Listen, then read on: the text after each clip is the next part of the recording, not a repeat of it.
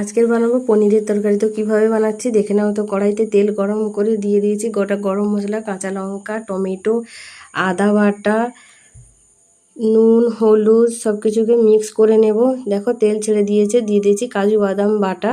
তো এরপরে দিয়ে দিলাম একটু চিনি, স্বাদ মতো চিনি দেওয়ার পরে দিয়ে দেব একটু দুধ।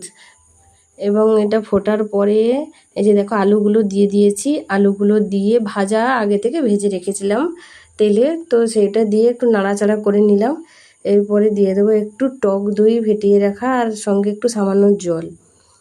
তো সব কিছু ভালো করে নাড়াচাড়া করে নেব। এই যে দেখো ফুটছে, তো এর মধ্যে দিয়ে দেব পনিরটা আগে থেকে ভেজে রেখেছিলাম। তো গরম জলে চিনি দিয়ে ভিজিয়ে রাখলে ভালো হয়, নরম হয়, কিন্তু আমার কাছে সময় ছিল না, তাই এমনি ভাজাগুলোই দিয়ে দিয়েছি। তো এটা ফুটে গেলে একটু জলটা মরে এলে তো যেভাবে ঝোল রাখতে চাও সেভাবে রাখতে পারো। তো আজকের মতো টাটা।